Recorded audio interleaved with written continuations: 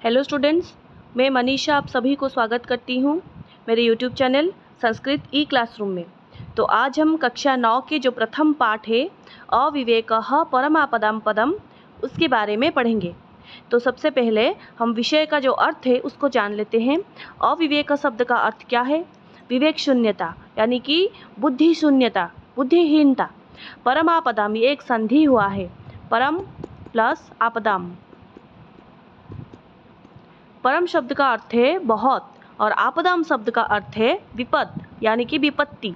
तो विवेकहीनता, बुद्धिहीनता परम आपदा का घर होता है यानी कि परम आपदा का स्थान होता है। बुद्धिहीनता यानी कि जिन लोगों के पास बुद्धि नहीं होती है वो बहुत बड़े मुसीबत में फंस सकते हैं।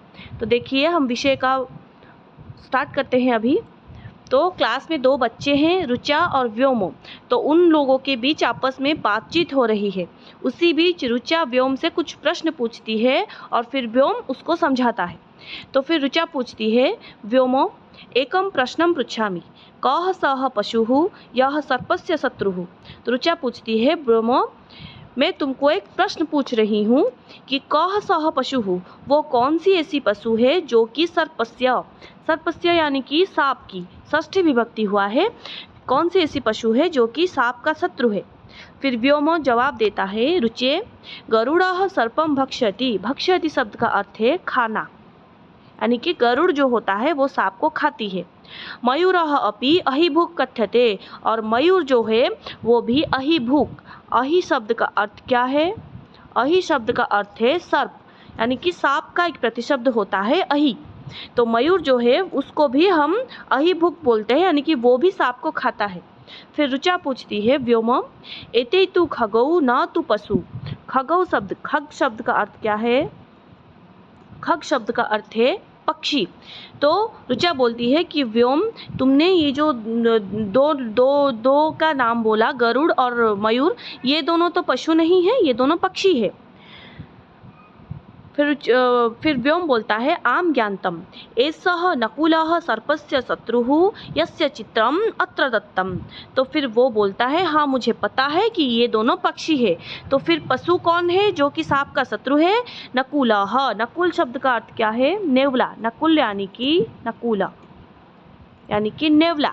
जो नेवला होता है वो सांप का शत्रु होता है। यस्य चित्र अत्र दत्तम, तो जिसका चित्र यहाँ पर दिया गया है, या आप लोग ये चित्र को अच्छे से देखिए, ये जो मरा पड़ा हुआ है ये एक नेवला है।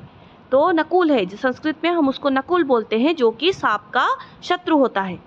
तो फिर रुचा बोलती है, इदानीं वद किम अस्याम कथायाम सर्पः बालम दशति अथवा नकुलः सर्पम मारयति। तो फिर रुचा फिर पूछती है व्योम को, इदानीं, इदानीं शब्द का अर्थ क्या है? अभी। इदानीं, इदानीं शब्द का अर्थ है इसी क्षण। तो इसी क्षण मुझे बोलो। बद, बद शब्द का अर्थ है बोलना, बद। तो वदती, वदतः, वदंती हम जैसे बोलते हैं, तो वद शब्द का अर्थ है बोलना। तो मुझे अभी बोलो कि किम अस्याम कथायाम, तो ये जो कथा है, ये जो स्टोरी है, इसमें सर्पः बालम दशति, ये सांप ही ये बालक को दसता है, अथवा और नकुल सर्प मारयति, या फिर ये जो नेवला है वो सांप को मारता है। तो ये जो चित्र दिया गया है इसमें से कुछ समझ में नहीं आ रहा है, तो तुम मुझे थोड़ा समझा दो कि ये जो कथा है, ये जो स्टोरी है, इसमें क्या हुआ है। व्योमः एतत्तु कथां पठित्वा एव ज्ञास्यामः, परन्तु प्रथमम् एतत् वद कुतः गृहीता एषा कथा। तो फिर व्योम बोलता है, एतत्तु कथां पठित्वा एव ज्ञास्यामः, तो ये सारी बातें तो ये जो स्टोरी है, ये जो पाठ है, उसको पढ़ने के बाद ही पता चलेगा। ज्ञास्यामः, ज्ञा धातु। ज्ञा धातु का अर्थ क्या है? ज्ञा धातु, धातु में ऐसे टिक का चिन्ह लगाया जाता है जिसको पता चलता है कि ये एक धातु है। तो ज्ञा धातु का अर्थ क्या है? जानना यानी कि बुद्धि। तो ये तो पाठ को पढ़ने पर ही पता चलेगा। परंतु प्रथमम एतद् वद, प्रथम मुझे ये बोलो कि कुतः गृहीता ऐसा कथा। गृहीता, गृहीता शब्द का क्या अर्थ है? गृहीता मतलब लाया गया है, ग्रहण किया गया है, कि ये जो पूरी कथा है ये कहाँ से ग्रहण किया गया है। रुचा मम आचार्य अकथयत् ऐसा कथा हितोपदेशात् गृहीता। तो हितोपदेश एक ग्रंथ का नाम है जिसमें बहुत सारे नीतिवाणी दिए गए हैं, यानी कि छोटे बच्चों को बुद्धि देने के लिए, शिक्षा देने के लिए, उनको कुछ पढ़ाने के लिए, उनको कुछ अच्छे शिक्षा देने, नीति शिक्षा देने के लिए बहुत सारे छोटी छोटी गल्प दिए गए होते हैं, उसका नाम है हितोपदेश। तो तत्र अनेकाः मनोरंजकाः नीतिकथाः सन्ति। तो जो हितोपदेश है उसके अंदर अनेका बहुत सारे मनोरंजन करने वाला नीति कथा है, नीतिवाणी है। बाढ़म पाठम पठित्वा तब प्रश्नस्य उत्तरम दास्यामि। ठीक है, तो मैं अभी पाठ को पढ़ने के बाद तुम्हारा ये जो प्रश्न था कि ये जो चित्र में क्या है उसके उत्तर मैं तुमको दूंगा। फिर रुचा बोलता है शोभनम अधुना पाठम पठामः। शोभनम, शोभनम शब्द का अर्थ है सुंदरम। तो अगर तुमको किसी को कम्प्लीमेंट देना हो तो तुम उसको बोल सकते हो शोभनम। शोभनम शब्द का अर्थ है सुंदरम। ठीक है, तो अभी हम पाठ को पढ़ते हैं और अच्छे से समझने की कोशिश करते हैं। अस्ति उज्जयिन्यां माधवः नाम विप्रः। अस्ति उज्जयिन्याः माधवः नाम विप्रः। तो उज्जयिनी नगरी में, उज्जयिनी जो शहर है वहाँ पर माधव नाम के एक विप्र था। विप्र शब्द का अर्थ क्या है? विप्र शब्द का अर्थ है ब्राह्मण। तो उज्जयिनी में माधव नाम का एक ब्राह्मण रहता था। एकदा तस्य भार्या स्वाबालात्पत्यस्य रक्षार्थं तम अवस्थाप्य स्नातुं गता। तो एक बार उस जो ब्राह्मण है उसकी जो भार्या थी, उसकी जो पत्नी थी, वो क्या की? स्वाबालापत्यस्य। स्व शब्द का अर्थ क्या है? स्व मतलब अपना। स्व शब्द का अर्थ है अपना। तो अपना बालापत्यस्य, ये संधि हुआ है, बाल प्लस अपत्यस्य, यानी कि अपना जो छोटा बच्चा था उसकी रक्षा के लिए। तो एक बार उज्जयिनी शहर में माधव नाम का एक ब्राह्मण रहता था। तो एक बार उसका पत्नी क्या किया कि वो अपनी छोटा जो बच्चा था उसकी रक्षा के लिए तम अवस्थाप्य स्नातुं गताः। तो उस ब्राह्मण को नियोजित करके नहाने के लिए गई। स्नातुम शब्द का अर्थ है नहाने के लिए वो गई। अथ ब्राह्मणः राज्ञा श्राद्धार्थम निमंत्रितः।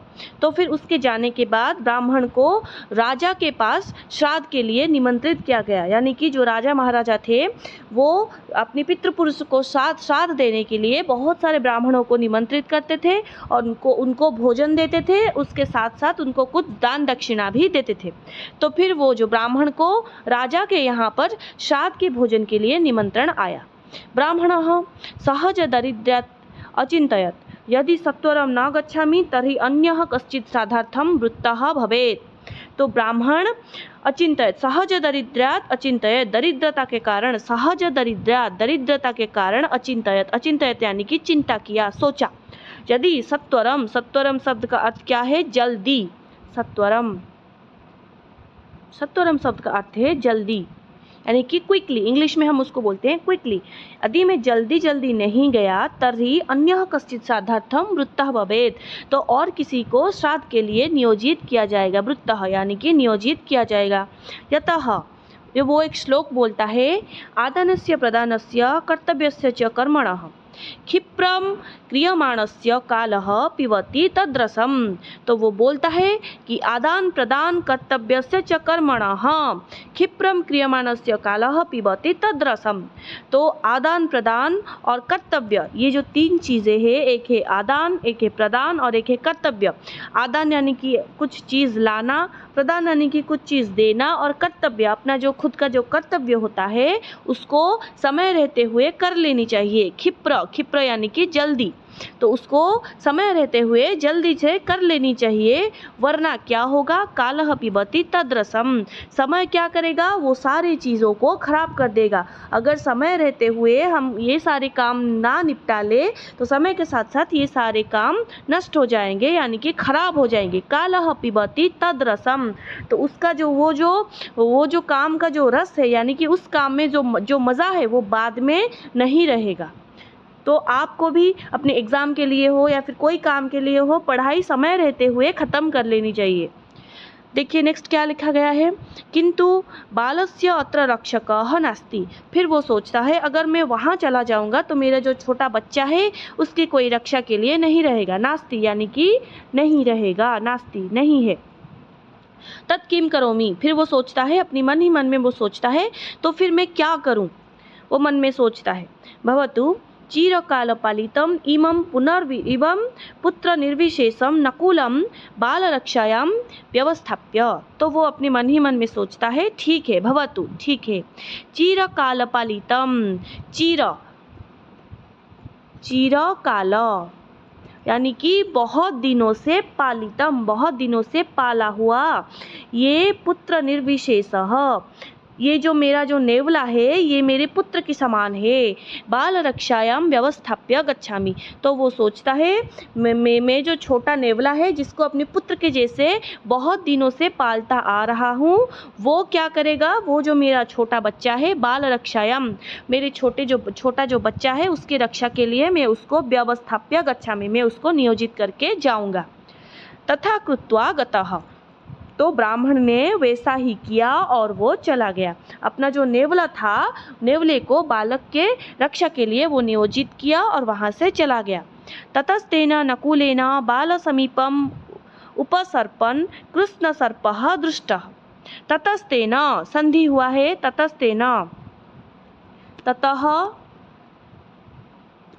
प्लस तेन, ततस्तेन उसके बाद, तेन यानी कि वो नकुल के द्वारा, तृतीय विभक्ति हुआ है, नकुल के द्वारा, बाल समीपम वो जो छोटा बालक था उसके पास, समीपम शब्द का अर्थ क्या है, समीपम यानी कि पास, निकट, तो वो बालक के निकट जाकर देखा, कृष्ण सर्पः यानी कि एक बहुत बड़ा काला रंग का सांप वहाँ पर उसने देखा।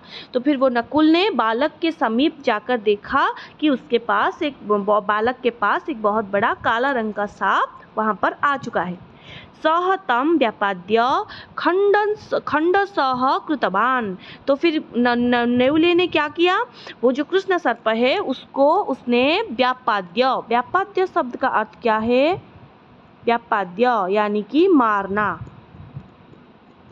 तो फिर नेवला जो था, नकुल जो था, वो उसने उस काल सर्प को मारा और खंडस यानी कि उसको खंड विखंडित कर दिया।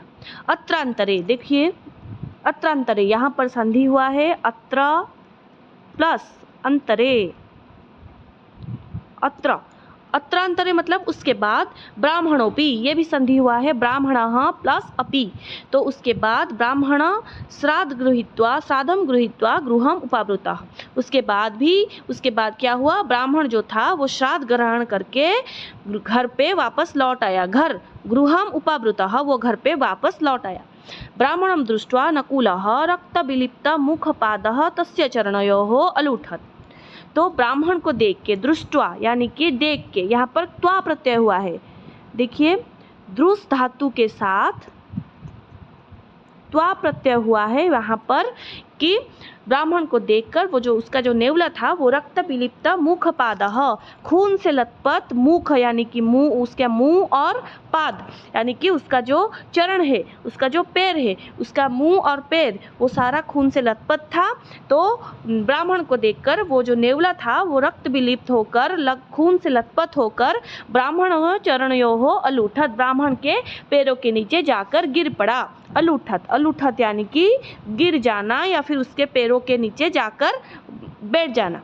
विप्रः तथा विधम तम दृष्ट्वा बालको अनेन खादितः इति अवधार्य कोपात् नकुलं व्यापादितवान्। तो विप्रः तथा विधम, तो जो ब्राह्मण था उसने नेवले को इस अवस्था में देखकर, बालको अनेन यहाँ पर संधि हुआ है, बालक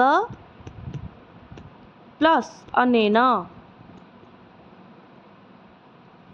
तो वो सोचा कि ये निश्चित रूप से ये जो नेवला है यही मेरे बालक को खा लिया है, यानी कि ये जो नेवला है ये मेरे बालक को मार दिया है।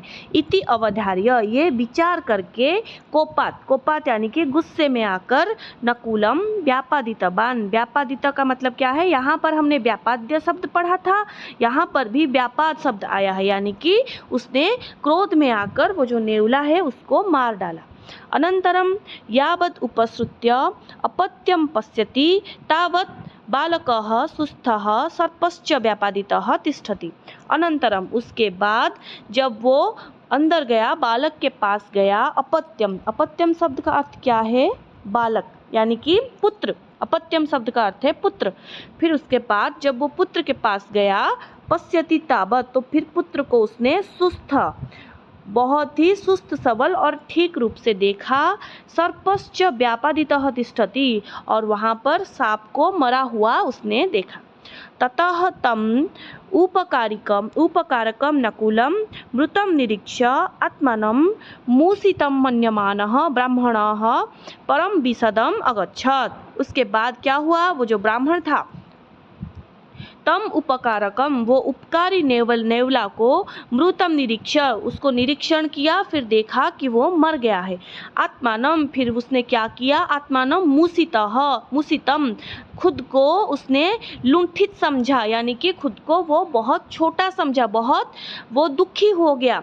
लुंठित का क्या, मूषितम शब्द का क्या अर्थ है, खुद को, जैसे हम इंग्लिश में बोलते हैं, वो खुद को गिल्टी फील किया, वो पश्चाताप किया कि मैंने इसको क्यों मार डाला, बिना कुछ सोचे समझे मैंने अपने पुत्र के समान जो नेवला था उसको मैंने मार डाला।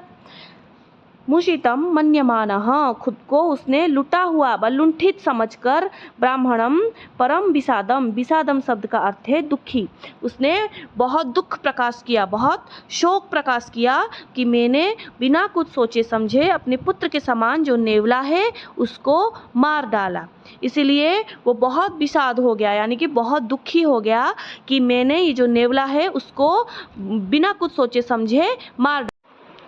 तो लास्ट में एक श्लोक दिया गया है हमको, उसका अर्थ समझते हैं। सहसा विदधित न क्रियाम अविवेकः परमापदाम पदम वृणते हि विमृशकारिणम गुणलुब्धाः स्वयं एव संपदः।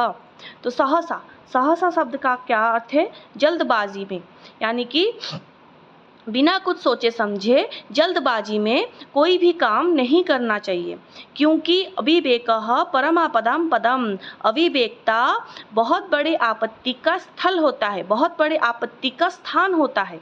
वृणते ही, ये बोला जाता है, भ्रूण का क्या मतलब है, बोलना, यानी कि कहना, कोई बातें तुमको कोई अगर कुछ बोलता है तो उसको भ्रूण बोलते हैं। तो भ्रूणते ही विमृशकारिणाम गुणलुब्धाः स्वयं एव संपदः। विमृशकारिण शब्द का क्या अर्थ है, सोच विचार कर काम करने वाले इंसान, यानी कि जो व्यक्ति कोई काम करने से पहले अच्छे से विचार करता है, फिर उसके पास क्या होता है, लक्ष्मी जो है वो अपने आप ही, स्वयं एव, वो अपने आप ही लक्ष्मी उसके पास चले आते हैं। तो इस श्लोक का पूरा अर्थ क्या है, सहसा विदधित, यानी कि बिना कुछ सोचे समझे तत्क्षणात कोई काम हमको नहीं करनी चाहिए, क्योंकि अविवेकता ही बहुत बड़ी आपत्ति का घर होता है। तो इसीलिए बोला जाता है, जो लोग सोच विचार करके काम करते हैं उन लोगों के पास स्वयं ही लक्ष्मी खींचे हुए चले आते हैं। तो अगर आपको विषय समझ में आया तो कमेंट में ज़रूर बताइए, और मेरे चैनल को लाइक, शेयर और सब्सक्राइब ज़रूर कीजिए।